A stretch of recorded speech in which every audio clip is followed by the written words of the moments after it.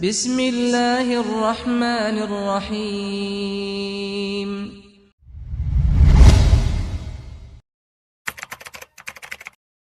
Bismillahirrahmanirrahim. Assalamualaikum warahmatullahi wabarakatuh.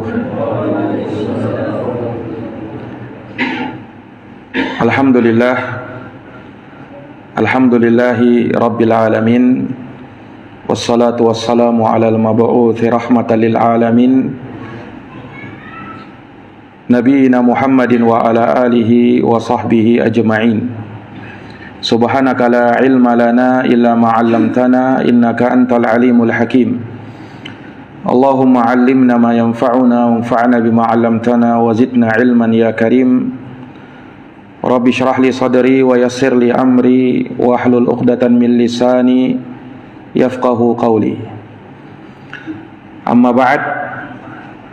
Ma'asyaral muslimin wal muslimat, hadirin wal hadirat, Bapak dan Ibu sekalian, jamaah salat maghrib yang dirahmati dan dimuliakan oleh Allah. Alhamdulillahi bi ni'matihi tatimmus salihat. Segala puji hanya bagi Allah yang dengan nikmat-nikmatnya tertunai segala amal-amal kebajikan. Salawat dan salam semoga tercurah limpahkan kepada junjungan kita Nabi Agung, Nabi besar Muhammad sallallahu alaihi wasallam, kepada keluarga dan para sahabat serta orang-orang yang senantiasa meniti jalannya sampai hari kiamat.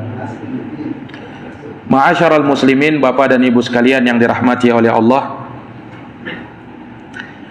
melanjutkan pembahasan kita dari kitab Tafsir Al-Quranil Karim, di mana kita masih dalam pembahasan tafsir Suratil A'la.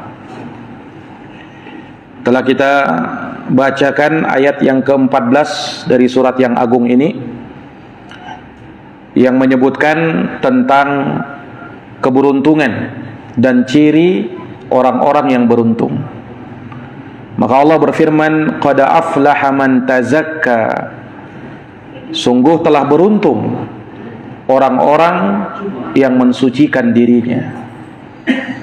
Telah kita sebutkan makna dari tazkiyah, pensucian diri, di dalam ayat yang mulia ini, di mana seorang muslim mensucikan jiwanya dari segala yang mengotorinya, kaitannya dengan dia dengan Allah, kaitannya antara dia dengan Rasulullah, dan kaitannya antara dia dengan sesama manusia. Dia mensucikan dirinya lahir dan batinnya betul-betul karena Allah Subhanahu wa ta'ala. Maka ayat yang ke-14 ini kaitannya dengan mensucikan diri, pensucian diri. Segala yang negatif, segala yang buruk yang ada pada jiwa kita, yang ada pada diri kita, kita harus membersihkan dari situ. Kalau kita menginginkan al-falah, yang namanya keberuntungan, maka keberuntungan bisa kita raih manakala kita mensucikan diri kita, lahir dan batin kita, dan semua itu dapat kita lakukan manakala kita betul-betul melihat dan memperhatikan agama kita di dalam mengatur perihal yang namanya tazkiyatun nufus. Bagaimana seorang muslim mensucikan dirinya, termasuk di dalamnya mensucikan diri dari semua yang namanya dosa dan maksiat, mulai dari dosa yang kecil sampai dosa yang paling besar. Kemudian setelah dia mensucikan dirinya, apakah cukup hanya sampai di situ? Jawabnya belum cukup. Jawabnya belum cukup, karena dia diperintahkan untuk hal tersebut. Kemudian di sisi lain dia juga diperintahkan untuk memunculkan dalam dirinya sisi-sisi positif dengan makna melakukan amalan-amalan dan mendidik dirinya di atas amalan tersebut. Nah, jadi setelah kita sucikan diri kita dari semua keburukan, maka kita perlu mendidik diri kita untuk melakukan segala amal-amal kebaikan. Maka dengan itulah dapat diraih yang namanya al-falah, keberuntungan dengan sempurna. Oleh karenanya, kalau kita melihat di dalam agama kita mesti ada dalam rangka untuk memperbaiki diri, maka perlu diterapkan dua hal. Yang pertama tasfiyah, pembersihan diri, dan yang kedua tarbiyah, mendidik diri di atas ketaatan. Itu dua hal yang tidak bisa terpisahkan itu. Tasfiyah dan tarbiyah. Tasfiyah artinya mensucikan diri kita dari segala kotoran-kotoran maksiat, penyimpangan dan kemusyrikan kepada Allah. Kemudian didik diri kita di atas tauhid untuk menjalankan sunnah dan segala ketaatan dan ibadah kepada Allah Subhanahu wa ta'ala. Inilah agama, dan inilah misi terutusnya para nabi dan para rasul. Mesti digandengkan dua hal itu.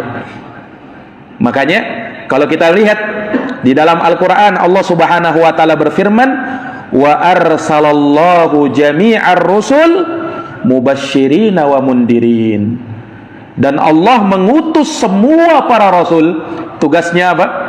Mubasyirin, untuk memberi kabar gembira bagi mereka yang taat, bagi mereka yang beribadah, bagi mereka yang beramal, bagi mereka yang berpegang dengan sunnah, bagi mereka yang berada di atas agama yang hak, diberi kabar gembira.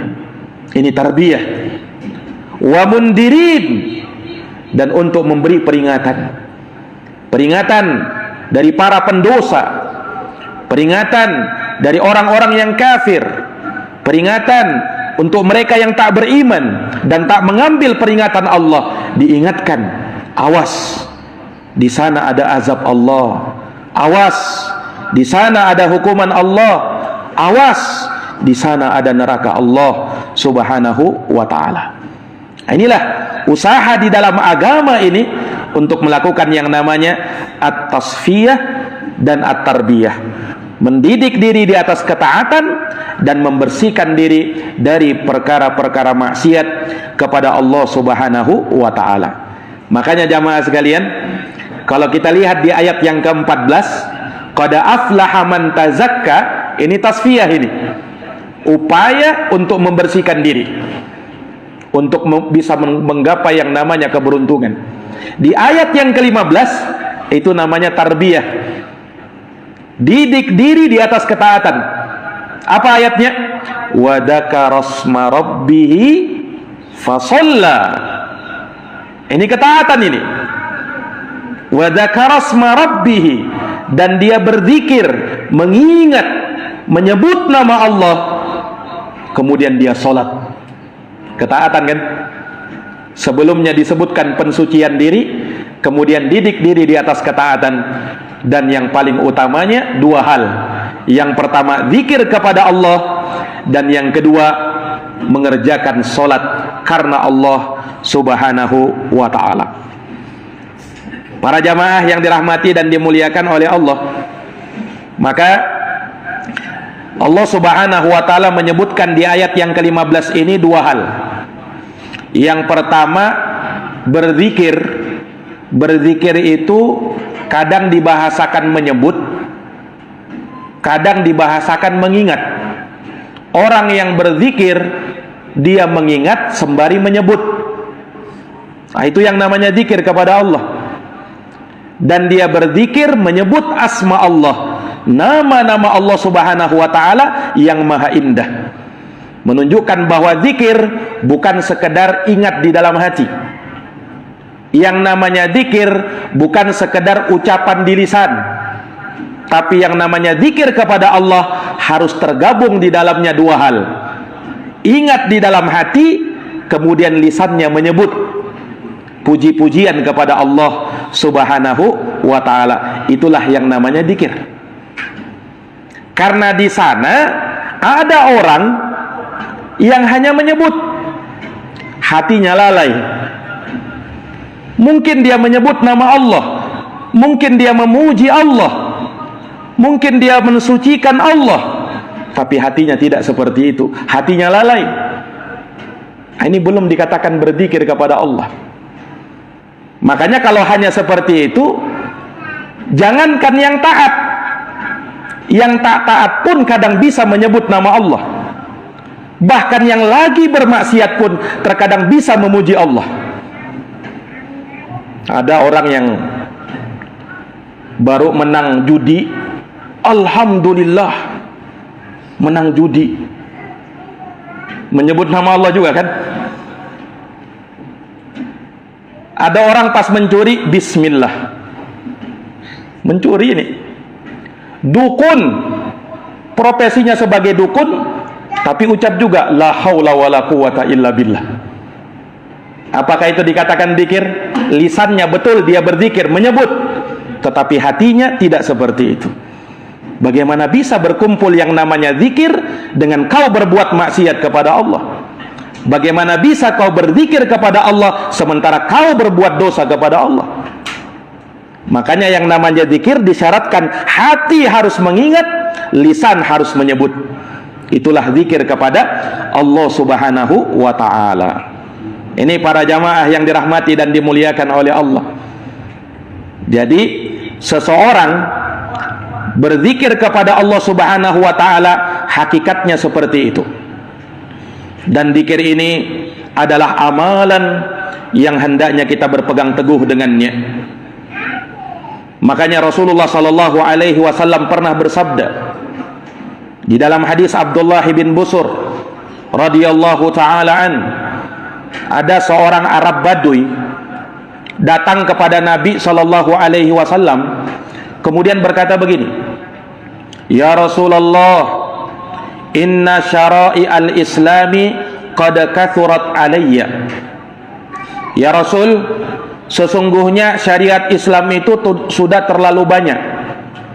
Fa'ambi'ni minha bisyai'in atasyabbatu bih. Maka ya Rasul, tolong beritahukan kepada saya suatu amalan yang bisa aku pegangi, yang aku bisa jadikan sebagai amalan andalan, yang aku selalu bisa melakukannya dimanapun aku berada. Apa jawabnya Rasulullah? La yazalu lisanuka rataban min dzikrillah. Hendaknya lisan kamu berusaha dan terus berusaha basah di dalam menyebut dan berzikir kepada Allah Subhanahu wa ta'ala. Ini ternyata amalan yang disebut oleh Nabi. Syariat Islam terlalu banyak ya Rasul. Apa kiranya amalan yang aku bisa jadikan sebagai amalan yang aku selalu berpegang teguh dengannya? Nabi menyebutkan zikir kepada Allah. Ini amalan kita bisa lakukan di mana saja, kapan saja, dalam keadaan apa saja kita bisa berzikir kepada Allah. Makanya disebut dalam Quran itu kan, alladzina yadhkurunallaha qiyama, orang yang berzikir kepada Allah saat berdiri, wa qu'uda, saat duduk, wa ala junubihim, dan saat berbaring. Mereka bisa berzikir, mereka bisa berzikir kepada Allah di saat-saat seperti itu. Dan memang dirasa ringan. Tapi subhanallah, amalan ini ringan, tapi betapa banyak manusia yang lalai darinya. Betapa banyak manusia yang lupa darinya. Padahal orang yang berzikir kepada Allah Subhanahu wa ta'ala adalah orang-orang yang utama.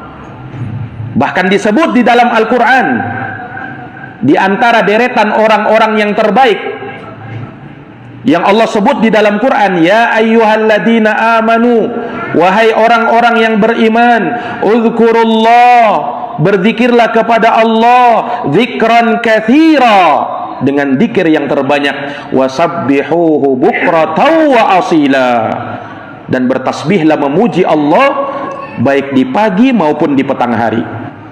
Wadzakirin Allah katsira wadzakirat a'addallahu lahum maghfiratan wa ajran 'azima.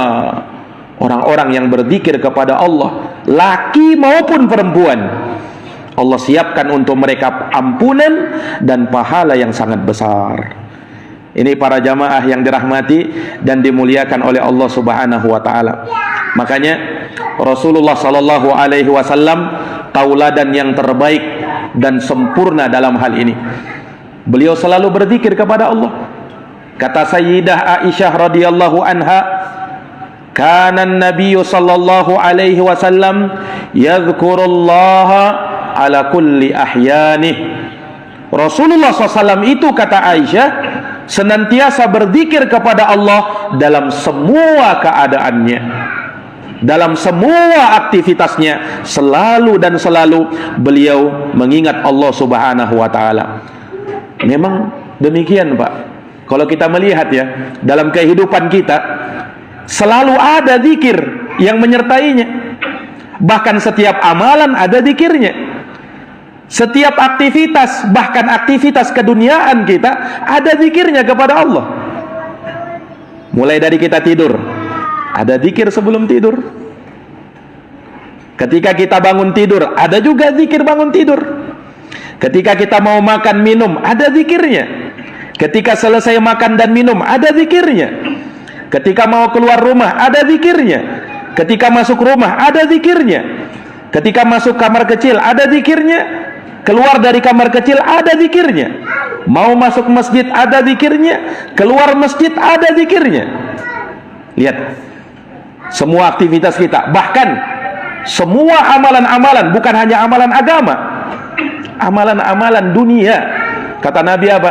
Disebutkan dalam hadis, kullu amrin dibalin la yubda bi bismillah fahuwa aqta. Disebutkan dalam sebuah hadis, semua perkara yang penting yang kau tak mulai dengan menyebut nama Allah, yaitu baca bismillah, maka perkaranya akan terputus, hilang keberkahannya. Kita mau angkat barang, bismillah. Mau menaruh barang, bismillah. Ini jamaah sekalian yang dirahmati oleh Allah. Dalam semua pekerjaan-pekerjaan baik, awali dengan bismillah. Dan itu bagian dari zikir kepada Allah Subhanahu wa ta'ala. Ketika kita mendapatkan nikmat, ada zikirnya. Kita memuji Allah, alhamdulillah alladzi bi ni'matihi tatimmu shalihat. Ketika dapat musibah, ada zikirnya, inna lillahi wa inna ilaihi raji'un. Itu zikir kepada Allah. Ketika kita terjatuh dalam dosa, ada zikirnya, astaghfirullah wa atubu ilaih. Itu zikir. Subhanallah. Kalau kita mau gali dan terus kita bahas, terlalu banyak zikir kepada Allah Subhanahu wa ta'ala yang terus menyertai kehidupan kita. Mengapa jamaah sekalian? Mengapa seperti itu? Agar kita ini manusia selalu ingat kepada Allah Subhanahu wa ta'ala. Di saat kau makan, ingat sama Allah. Di saat kau bekerja, ingat sama Allah. Di saat kau mau tidur, ingat sama Allah. Bangun tidur, ingat lagi sama Allah. Jangan yang langsung diingat HP-nya. Bangun tidur langsung ingat HP-nya, belum dicas. Kadang ya sebagian orang begitu. Bukan doa yang dia ucapkan ketika bangun tidur, tapi HP-nya yang diingatnya. Ini fitnah HP. Bahaya, Pak. Subhanallah. Bisa menggantikan kedudukan Allah Subhanahu wa ta'ala di dalam hati kita. Padahal apa? Ketika kita bangun mengingat Allah Subhanahu wa ta'ala, disitulah kita akan mendapatkan keberkahan di dalam aktivitas kita setelahnya. Makanya banyak mengingat Allah Subhanahu wa ta'ala dengan memperbanyak zikir kepada Allah Subhanahu wa ta'ala. Makanya tidak heran manakala tarbiyah yang pertama disebut di dalam ayat ini, zikir kepada Allah. Zikir kepada Allah Subhanahu wa ta'ala. Karena keutamaannya itu luar biasa, zikir kepada Allah ini. Dan zikir ini ketika dilakukan di tempat-tempat yang banyak manusia lalai di situ, semakin utama dia. Zikir ini ketika dilakukan di tempat-tempat yang biasa manusia lalai di situ, artinya banyak manusia tidak ingat Allah di situ, maka disitulah paling utamanya untuk berzikir kepada Allah. Bukan di WC ya. Di WC memang dilarang kita berzikir kepada Allah, karena itu di tempat-tempat yang tidak baik. Tetapi di selainnya kita diperintahkan berzikir kepada Allah. Di saat manusia lalai, kita malah berzikir kepada Allah, disitulah keutamaan. Makanya Pak, disebutkan oleh Nabi SAW dalam hadis riwayat Imam Ahmad, Tirmizi dan Ibnu Majah. Hadisnya derajatnya hasan. Rasulullah bersabda, "Man dakhala suqa," siapa yang masuk pasar, faqala, lalu dia berzikir, "La ilaha illallah wahdahu la syarikalah, lahul mulku walahul hamdu yuhyi wa yumitu wa huwa hayyun la yamutu biyadihil khair wa huwa ala kulli syai'in qadir." Ini zikir yang kita ucapkan ketika masuk pasar. Apa pahalanya?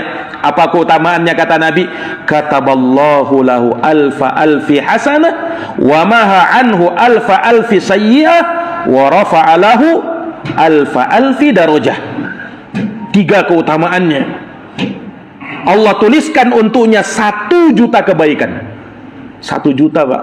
Alfa alf. Alfa alf itu dalam bahasa Arab artinya 1 juta. 1000 kali 1000. Kemudian Allah hapus darinya 1 juta kesalahan, dan Allah angkat derajatnya 1 juta derajat. Bayangkan. Itu ketika masuk pasar. Tidak disebut ketika mau masuk masjid. Kenapa? Ya karena kalau masuk masjid wajar orang zikir kepada Allah. Tapi kalau mau masuk pasar, orang biasanya tidak ingat Allah ketika itu. Ingat belanjaannya apa? Apa yang mau dia beli di pasar. Pedagang juga begitu.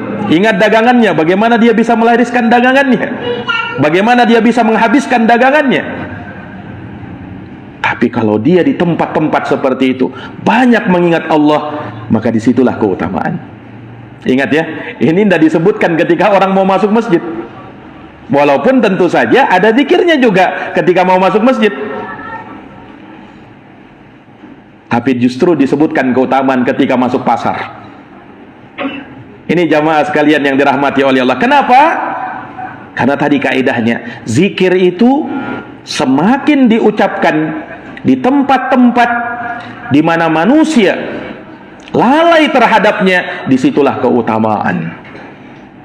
Nah, di sisi lain, zikir ini ketika diucapkan semakin tersembunyi dia, maka semakin besar pula keutamaannya. Makanya Rasulullah bersabda, afdalul dzikri la ilaha illallah. Seutama-utama zikir, kata Nabi, adalah la ilaha illallah. Kenapa Pak? Kenapa la ilaha illallah jadi zikir yang paling utama? Itu zikir yang paling utama itu, la ilaha illallah, berdasarkan das Nabi SAW, tahlil. Walaupun zikir-zikir yang lain juga punya keutamaan. Subhanallah, walhamdulillah, wallahu akbar, la haula wala quwata illa billah, subhanallah wa bihamdi, subhanallahil azim. Tapi dari semua zikir itu, yang paling utamanya kata Nabi, la ilaha illallah. Kenapa? Karena di situ la ilaha illallah menggambarkan keikhlasan. Dan keikhlasan itu biasanya tersembunyi. Dan memang sesuai dengan lafadznya. Lihat la ilaha illallah itu, kalimat yang bisa kita ucapkan bahkan walaupun tanpa harus mengatupkan bibir. Ya kan Pak? La ilaha illallah, tidak perlu kita mengatupkan bibir. Beda kalau kita baca basmalah, mesti dikatupkan bibir itu. Bismillahirrahmanirrahim. Bagaimana caranya kalau tidak katupkan bibir? Bismillah. Tidak bisa kan? Tapi kalau la ilaha illallah dipermudah oleh Allah. Kenapa? Ini kalimat yang dengannya kita bisa menutup akhir hidup kita. Kalau dengan ini dijamin surga. Man kana akhiru kalamihi la ilaha illallah dakhalal jannah. Siapa yang akhir ucapannya adalah la ilaha illallah, maka dia masuk surga, kata Nabi. Karena orang ketika berada dalam sakaratul maut, lisan sudah kaku, badan sudah terbujur kaku, susah mengucapkan kalimat-kalimat yang lain. Maka orang yang mendapatkan taufik, dia bisa mengucapkan la ilaha illallah, zikir yang paling utama. Dengannya kita Islam, dengannya kita hidup, dengannya kita menutup kehidupan ini. Dijadikan sebagai zikir yang paling utama. Ini para jamaah yang dirahmati oleh Allah. Dan ingat tentang 7 golongan manusia yang diberikan naungan oleh Allah, hari yang tiada naungan kecuali naungannya Allah Subhanahu wa taala. Siapa dia? 7 golongan tersebut, salah satunya kata Nabi, wa rajulun, dan seseorang zakarallaha khaliya, yang dia berzikir kepada Allah dalam keadaan tersembunyi. Orang tak tahu dia berzikir. Khalian, sendiri dia berzikir kepada Allah. Fafadat aina, saking khusyuknya dia dalam berzikir, maka berlinanglah air matanya. Inilah salah satu golongan yang nanti pada hari kiamat akan mendapatkan teduhan, akan mendapatkan naungan, hari yang tiada naungan kecuali naungannya Allah Subhanahu wa ta'ala. Para jamaah yang dirahmati dan dimuliakan oleh Allah, maka Nabi kita Muhammad SAW senantiasa memotivasi kita untuk berzikir dan mengadakan majelis-majelis zikir. Inilah majelis zikir itu. Inilah majelis zikir itu, di mana kita banyak mengingat Allah dan diingatkan dengan Allah dengan mengadakan majelis-majelis taklim seperti ini. Makanya Rasul menyebutkan majelis taklim itu sebagai majelis zikir, dan itu raudhah, taman min raudhatil jannah, dari taman-taman surga. Kata Rasulullah, idza marartum bi riyadil jannati farta'u, apabila kalian melewati taman-taman surga, kata Nabi, maka mampirlah di situ, bersenang-senanglah di situ.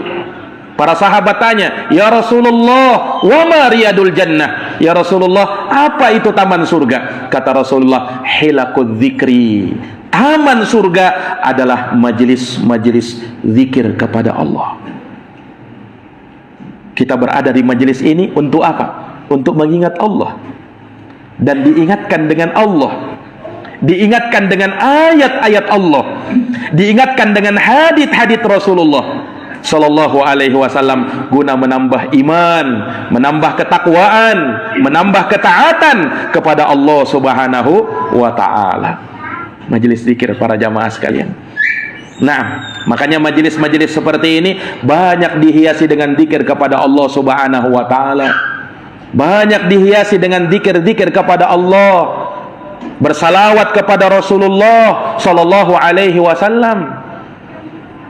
Ketika disebut nama Nabi, kita bersalawat untuk Nabi. Ini para jamaah yang dirahmati dan dimuliakan oleh Allah. Makanya perbanyak zikir kepada Allah Subhanahu wa Ta'ala. Allah Subhanahu wa Ta'ala sebutkan ayat yang mulia ini untuk memberikan kepada kita sinyal bahwa di antara amalan yang dengannya kau didik dirimu di atasnya adalah biasakan untuk berzikir kepada Allah, biasakan untuk menyebut nama Allah, biasakan untuk mengingat Allah Subhanahu wa Ta'ala dalam semua kondisi dan keadaan. Itulah yang menjadi tameng bagi kita dari perkara-perkara maksiat, dari kelalaian, dari bentuk-bentuk yang bisa membuat kita lupa dengan Allah Subhanahu wa Ta'ala dan negeri akhirat.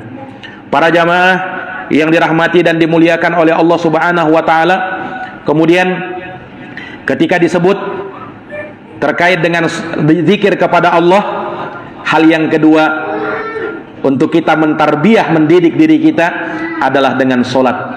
Makanya kata Allah, wa dzakarasma rabbihi fasalla. Setelah berzikir, solat. Para jamaah yang dirahmati oleh Allah, ini ayat sebenarnya pengulangan. Kenapa pengulangan? Sebab solat bagian dari zikir. Ya tidak? Kita solat untuk apa? Untuk ingat Allah, ya kan? Makanya ayatnya apa? Aqimis solata lidzikri. Tegakkanlah solat untuk apa? Untuk ingat kepadaku. Jadi sebenarnya solat itu bagian dari zikir. Tapi kenapa disebut solat lagi? Karena solat di antara zikir yang berbentuk amalan yang paling utama. Kalau kita tahu ucapan zikir yang paling utama tadi disebut oleh Nabi adalah la ilaha illallah, amalan zikir yang paling utama adalah solat. Makanya setelah syahadat, solat. Makanya disebut solat. Allah Subhanahu wa taala sebutkan wa dzakarasma rabbih fasalla, dan dia menyebut nama Allah kemudian dia salat. Dia salat karena dengan salat dia banyak mengingat Allah Subhanahu wa taala. Nah, para jamaah yang dirahmati dan dimuliakan oleh Allah, salat itu mengingatkan kita. Makanya dengan kita solat akan tercegah dari perbuatan keji dan mungkar.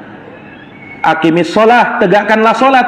Inna sholata, sesungguhnya solat tanha, akan mencegah dan bisa melarang kamu anil fahsya, dari perbuatan-perbuatan yang keji, wal mungkar, dan perbuatan yang mungkar. Makanya sungguh tidak masuk akal kalau ada orang sholat tapi maksiat masih jalan.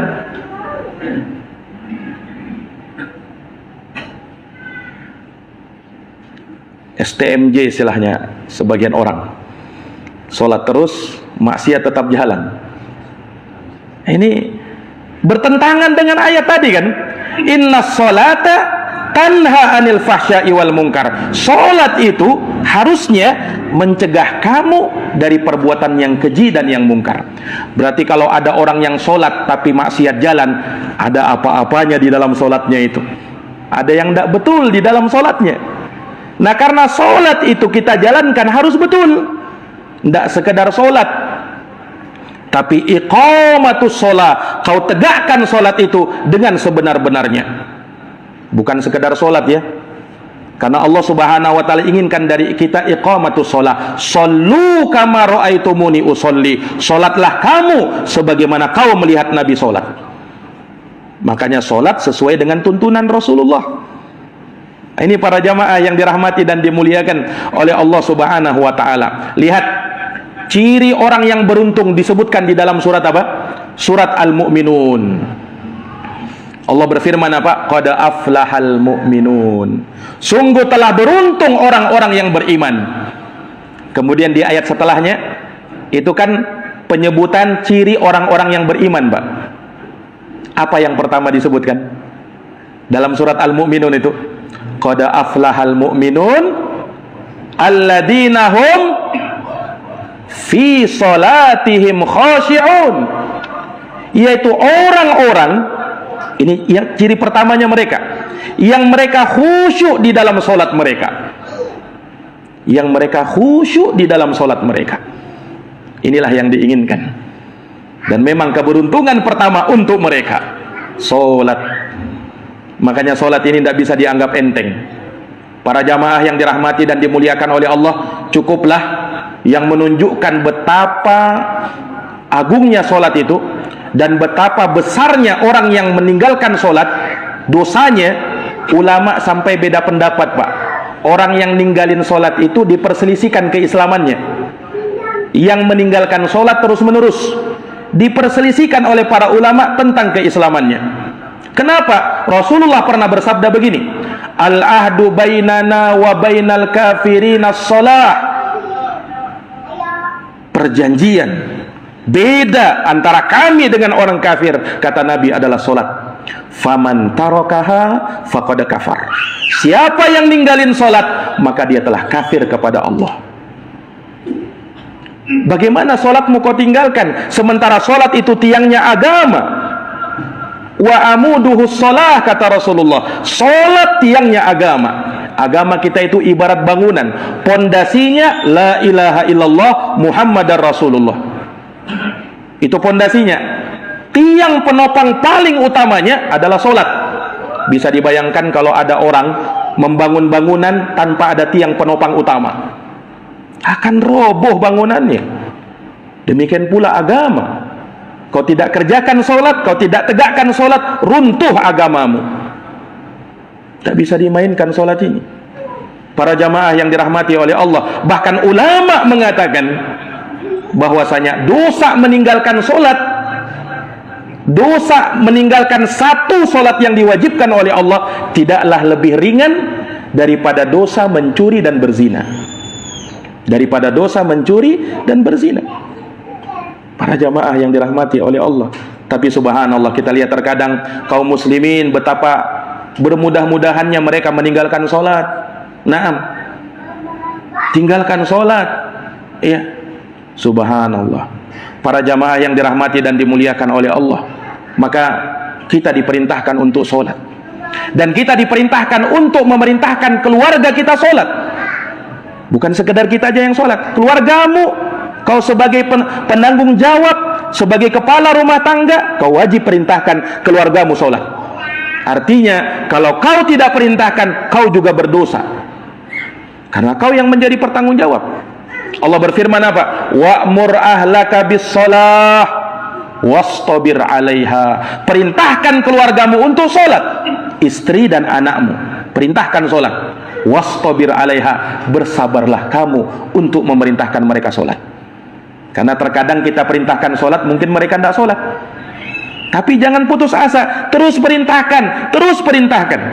Sebagaimana Allah perintahkan di sini, wastabir 'alaiha. Kenapa? Karena memerintah orang sholat itu tidak gampang. Wastabir 'alaiha, sabarkan dirimu, bersabar kamu dalam memerintah orang sholat. Subhanallah, kebanyakan orang masuk ke dalam neraka sakor itu gara-gara meninggalin sholat, Pak. Meninggalkan sholat. Masalakakum fi sakor. Apa yang menyebabkan kamu masuk ke dalam neraka sakor? Qalu, mereka mengatakan, lam naku minal musallin. Dahulu aku tidak termasuk dari orang yang mengerjakan sholat. Para jamaah yang dirahmati oleh Allah, kerjakan sholat. Ya, tegakkan sholat. Sholat itu wajib hukumnya, sholat 5 waktu. Selama nyawa masih di kandung badan, selama ruh belum berpisah dari jasad, kerjakan sholat, tegakkan sholat. Ada sebagian orang ketika jatuh sakit justru tidak sholat dia. Nantilah Ustadz, tunggu saya sembuh baru saya sholat itu. Subhanallah. Justru ketika kamu sakit harusnya banyak sholat. Karena kita tidak tahu. Jangan sampai sakit ini yang mengantarkan kita kepada kematian. Ada orang justru dia sakit, dia tidak sholat. Katanya apa? Ya bagaimana saya mau sholat Ustaz? Saya tidak bisa berdiri. Ya kalau kau tidak bisa berdiri, duduk. Tidak bisa duduk Ustaz, baring. Tidak bisa gerak badan Ustaz, berisyarat. Bahkan walaupun dengan kedipan mata. Kata Rasul sallallahu alaihi wasallam, "Shalli qa'iman." Salatlah kamu berdiri. Fa illam tastati' fa qa'idan. Kalau tak mampu duduk, fa illam tastati' fa ala jambin. Kalau tak mampu berbaring di rusuk sebelah kanan, fa illam tastati' fa mustalqiyan. Kalau tak mampu juga, salatlah dengan berbaring terlentang dan menghadapkan kaki ke arah kiblat. Tidak mampu juga, fattaqullaha mastata'tum. Bertakwalah kepada Allah sesuai dengan kemampuanmu. La yukallifullahu nafsan illa wus'aha. Allah tidak membebani seseorang kecuali sesuai dengan kemampuan. Agama mudah, Pak. Inna dina yusrun. Agama itu mudah. Tidak bisa wudu Ustaz, tayamum. Tidak bisa wudu, tayamum. Tidak bisa tayamum sendiri, tak ditayamumkan. Subhanallah. Asalkan kamu sholat. Ini para jamaah yang dirahmati dan dimuliakan oleh Allah. Karena sholat ini betul-betul tidak bisa ditinggalkan, Pak. Nah, ketika kita menghadap kepada Allah Subhanahu wa ta'ala, amalan pertama yang dilihat oleh Allah sholat. Itu barometer yang menjadikan semua amal kita menjadi baik atau tidak tergantung sholatmu. Allah lihat dulu sholatnya. Lihat dulu sholatnya. Kalau sholatnya baik, pertanda harapan besar yang lainnya juga ikut baik. Tapi kalau sudah sholatnya rusak, maka yang lainnya alamat tidak akan baik juga yang lainnya. Tidak akan baik juga yang lainnya. Salat ini barometer. Para jamaah yang dirahmati dan dimuliakan oleh Allah, makanya jangan sampai kita bermudah-mudahan meninggalkan sholat. Nah, demikian pula kalau kita melihat ada orang-orang yang bermudah-mudahan meninggalkan sholat, ingatkan mereka, ajak mereka sholat. Nah, tegakkan sholat, ya, kerjakan sholat. Jangan sampai pernah kita meninggalkan sholat. Allah Subhanahu Wa Taala minta dari kita cuma 5 kali sholat dalam sehari dan semalam. Itu yang Allah Subhanahu Wa Taala minta. Dalam 24 jam aktivitas keseharian kita, sehari dan semalam, Allah cuma minta 5. Berapa lama sholat itu? 10 menit. Kali 5, 50 menit. 1 jam lah. Dibandingkan waktu kita yang 23 jam. Tidak sebanding. Nah, para jamaah yang dirahmati dan dimuliakan oleh Allah, maka ketika kita ingin mendidik diri kita, maka didik diri kita dengan ini. Kita berzikir kepada Allah Subhanahu Wa Taala, kemudian kita kerjakan sholat. Wa dzakara asma rabbih fasalla. Maka itulah ciri keberuntungan manakala kita banyak mensucikan diri kita, sucikan jiwa kita dari kotoran, dari maksiat, kemudian didik diri dengan banyak berzikir kepada Allah dan memperbanyak salat. Mudah-mudahan bermanfaat. Jazakumullah khairan katsiran atas perhatiannya. Mohon maaf atas segala kekurangannya. Kita tutup dengan doa kafaratul majlis. Subhanakallahumma wa bihamdika asyhadu an la ilaha illa anta astaghfiruka wa atubu ilaik. Subhana rabbika rabbil izzati amma yasifun wa salamun alal mursalin walhamdulillahi rabbil alamin. Assalamualaikum warahmatullahi wabarakatuh.